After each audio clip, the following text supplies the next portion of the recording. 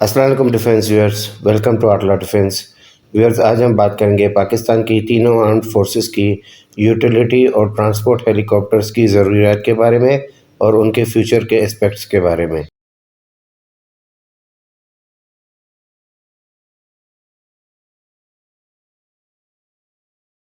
Wears, کافی عرصے سے Pakistan armed forces کی یوٹیلیٹی اور ٹرانسپورٹ ہیلی کاپٹرز کی فلیٹ میں Mi-17 ہیلی کاپٹرز کو ایک اہم حیثیت حاصل تھی۔ کئی Mi-17 ہیلی کاپٹرز تو اپنی لائف اسپین کا 20 to 25 ایئرز کا life span Pakistan armed forces کے ساتھ پورا کر چکے ہیں۔ ان Mi-17 ہیلی کاپٹرز کے علاوہ پاکستان آرمڈ فورسز اپنی ایویشن فلیٹ میں امریکن بیل ہیوئی، پوما ہیلی کاپٹرز اور ایلیوٹی ہیلی کاپٹرز کو یوز کرتی آ رہی ہیں۔ یہ ہیلی کاپٹرز بھی ارلی 90s میں پاکستان آرمڈ فورسز میں انڈکٹ کیے گئے تھے۔ ان کا لائف اسپین بھی آلموسٹ اپنے اینڈ پر پہنچ چکا ہے۔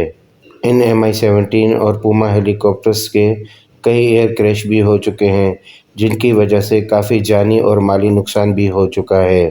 ان پرانے ہیلی کاپٹرز کے اسپیئر پارٹس کی نان اویلیبلٹی اور مینٹیننس کرنے میں بھی پاکستان آرمڈ فورسز کو کافی دشواری کا سامنا کرنا پڑ رہا ہے۔ کچھ عرصہ پہلے پاکستان آرمڈ فورسز کی طرف سے Italian Agusta Westland AW139M2 variant کے ہیلی کاپٹرز کو بھی پرچیز کیا گیا ہے۔ یہ AW139 ہیلی کاپٹرز پاکستان آرمی کے پوما، بیل ہیوئی اور دیگر میڈیم لفٹ ہیلی کاپٹرز کی کیٹیگری کے ہیلی کاپٹرز کو ریپلیس کریں گے، جبکہ یہ AW139 ہیلی کاپٹرز اپنی لمیٹڈ لفٹنگ کیپیبلٹی کی وجہ سے ہمارے خیال سے Mi-17 ہیلی کاپٹرز کی ہیوی لفٹنگ کیپیبلٹی کو ریپلیس نہیں کر سکتے۔ جبکہ دوسری طرف Indian armed forces self Reliance کو امپورٹنس دیتے ہوئے ہندوستان ایروناٹیکل لمٹ کی مدد سے HAL دھرو، HAL رودرا اور دیگر ہیلی کاپٹرز کو اپنے ہی ملک میں بنا رہی ہے، اور انڈین آرمڈ فورسز اپنی تینوں فورسز کی ضروریات کو مد نظر رکھتے ہوئے ان ہیلی کاپٹرز کے لائٹ یوٹیلیٹی، لائٹ اٹیک ہیلی کاپٹرز اور SAR مشن کے ویرینٹس کے ہیلی کاپٹرز کو بھی بنا رہی ہے۔ اسی سیلف ریلائنس کے فروٹفل نتائج سامنے آ رہے ہیں، جس کی وجہ سے یہ رودرا ہیلی کاپٹرز کافی بہتر اٹیکنگ کیپیبلٹی سے بھی لیس کیے گئے ہیں۔ ان ہیلی کاپٹرز میں SAP کے پروٹیکشن سوٹس کو بھی انٹیگریٹ کیا گیا ہے۔ ان ہیلی کاپٹرز کے ویپنز پیکیج میں یہ ہیلی کاپٹرز راکٹس، ناگ اینٹی ٹینک میزائل اور فیوچر میں انڈیا میں ہی بنائے گئے استر ایئر ٹو ایئر میزائلز بھی انٹیگریٹ کیے جائیں گے۔ اسی سیلف ریلائنس مائنڈ سیٹ کی وجہ سے انڈیا اپنے ڈیفنس بجٹ کی خطیر رقم بھی بچا رہی ہے اور دیگر ممالک پر ڈیفنس کی ایکوپمنٹ کے لیے اپنا انحصار بھی کم کر رہی ہے۔ اسی ایئر فورس کے تاریخی اور ویژنری فیصلے کی وجہ سے کہ ڈیفنس بجٹ پر بھی برڈن کم ہوا۔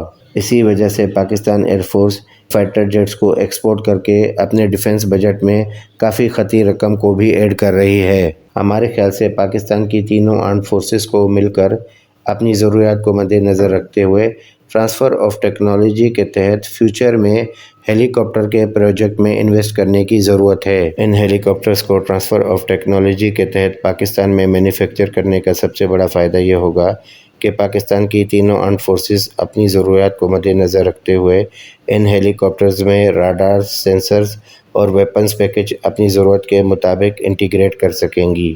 یاد رہے دوستو کہ پاکستان آرمڈ فورسز کی ضروریات میں ہیلی کاپٹرز کو ٹاپ پرائرٹی دینے کی ضرورت ہے۔ وقتاً فوقتاً تینوں آرمڈ فورسز اپنی ضروریات کے لیے ٹینکس، آرٹلری، شپس، سب میرینز، فائٹر جیٹس اور کارگو پلینز کو ایڈ کرتی ہی رہتی ہیں۔ اگر ان AW139 ہیلی کاپٹرز کی انڈکشن کو نکالا جائے تو ایک اہم ڈیٹا یہ بھی سامنے آتا ہے کہ پچھلے 20 سال میں پاکستان آرمڈ فورسز نے کسی بھی یوٹیلیٹی اور ٹرانسپورٹ ہیلی کاپٹرز کو اپنی فلیٹ میں ایڈ نہیں کیا۔ دوستو، آپ کو یہ یہاں یاد دلاتا چلوں کہ پاکستان میں جب بھی ارتھ کویکس اور فلڈز آئے ہیں تو انہی ہیلی کاپٹرز نے اہم کردار ادا کرتے ہوئے ریسکیو مشنز کو سر انجام بھی دیا ہے۔ امید کرتے ہیں فیوچر میں پاکستان آرمڈ فورسز چائنیز یا ترکش ہیلی کاپٹرز کو ٹرانسفر آف ٹیکنالوجی کے تحت پاکستان میں ہی مینوفیکچر کرنا شروع کرے گی۔ ہمیں انڈین ڈیفنس انڈسٹری کی کئی پازیٹیو چیزوں کو سیکھتے ہوئے ان پازیٹیو چینجز کو اپنی ڈیفنس انڈسٹری میں ایڈ کرنے کی بھی ضرورت ہے۔ فیوچر میں ہم پاکستان آرمڈ فورسز کے لیے چائنا یا ترکی سے پوٹینشیل ہیلی کاپٹرز پر ایک ڈیٹیل ویڈیو بھی بنائیں گے۔ آج ہم اپنی ویڈیو کو یہیں پر ختم کریں گے۔ امید کرتے ہیں آپ کی نالج میں اضافہ ہوا ہوگا۔ اپنی دعا میں اس رمضان میں ہمیں یاد رکھیے گا۔ اللہ حافظ۔